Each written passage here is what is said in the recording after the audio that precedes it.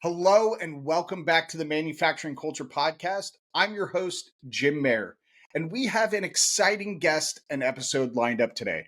But first, a quick reminder, check us out at themfgconnector.com, and don't forget to connect with us on LinkedIn, Facebook, Instagram, and TikTok. And if you're looking for industry solutions and innovations in action, make sure to catch the Manufacturing Connector on YouTube, where we dive into real-world products and practices shaping our industry. Now, today's guest is Sean Walters, General Manager at CapTron North America. With over 20 years in business development and sales, Sean brings a unique perspective on building customer-focused teams and With over 20 years in business development and sales, Sean brings a unique perspective on building customer-focused teams and resilient supply chains. CapTron, a leader in sensor technology, serves industries from robotics to food and beverage, and Sean is leading the charge on customer-centric innovation and responsiveness. In this episode, Sean will share his journey through manufacturing, the leadership philosophies that drive him, and the real-life challenges he's tackled. We'll explore how he's woven resilience and adaptability into his teams, his approach to keeping customer satisfaction at the forefront, and his thoughts on what defines a healthy company culture. It's going to be a conversation packed with insights, probably a few laughs, and plenty of lessons from someone who truly walks the talk in manufacturing. So let's jump in. Sean Walters, welcome to the Manufacturing Culture Podcast. So Sean, let's dive in with the first question, kind of that icebreaker. To kick things off, I want to know, the audience wants to know, what does culture mean to you, especially in the context in manufacturing, and what in your experience has shaped that definition? Oh, that's a big question and a great question. And I firmly believe that culture will make or break an organization, period. And creating a healthy culture, I think, is something that an organization has to constantly be thinking about and working about. So for me, it's not very complicated. It's treating others how you want to be treated. That's probably first and foremost. And it's doing things that you want your team to do. Right? And so those two things alone, I think, are the biggest requirements. And that being said, it's still challenging at times, right? Because, we all, sometimes we want to quit earlier. We want to get something done at home. And I have a fantastic team that, we'll find ourselves at a point where someone's trying to get something done and they'll have to work late. And then we'll all be here working together as a team. And to me, that's what really defines a culture.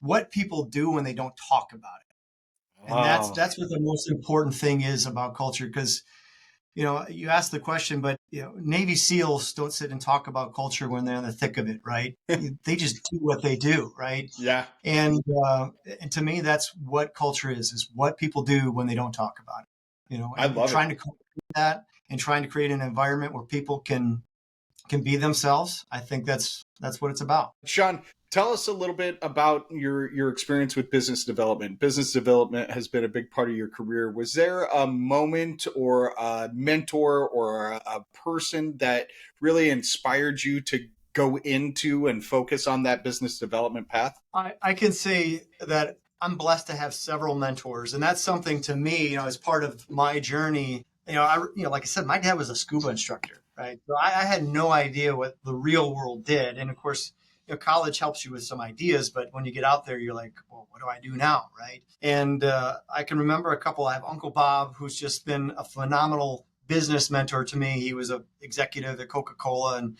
I would constantly call him on how to deal with certain things. But in the sales world, and there's going to be several people who may listen to this podcast, Bob Kemple was just one of those people that just spoke life into you when you talked to him. He challenged you in certain ways, and then he inspired you in other ways. And the way he built those two things together was so unique to me. And it's one of those things that I aspire to be like that, just where people wanted to be around him.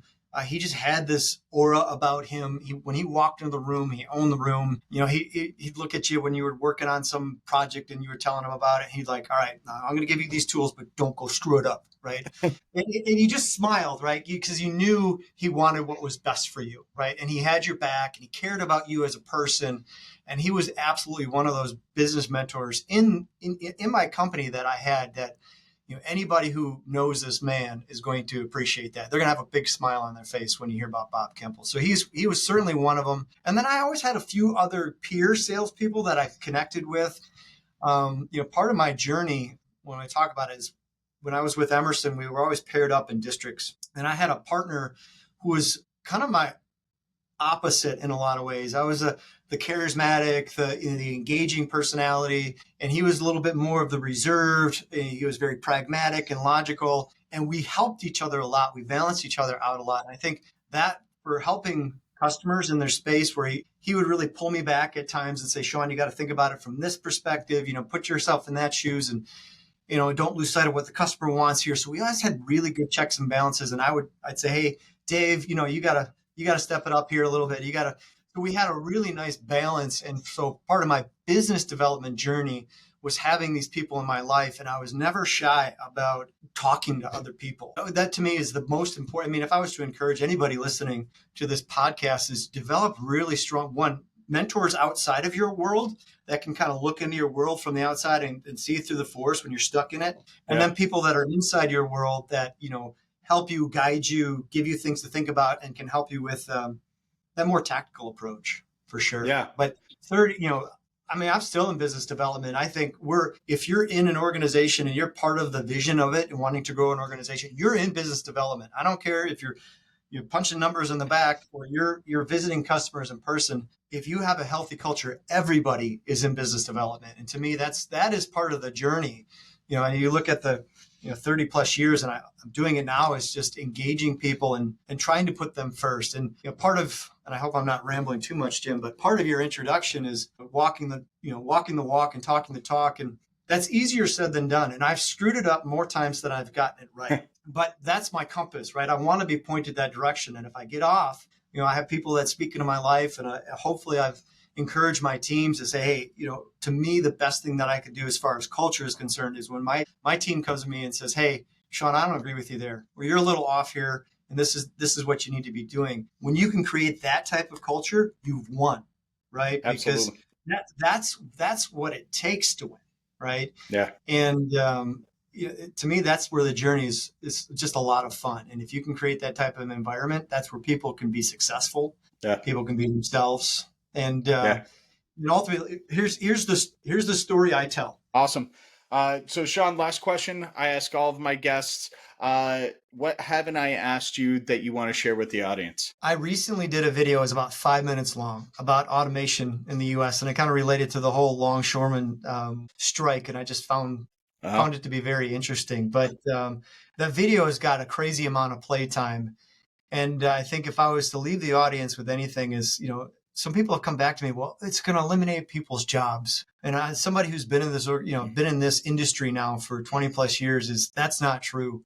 It creates healthier jobs. It brings back a level of skill to our country that we need. Again, I'm competitive. I want our country to be competitive.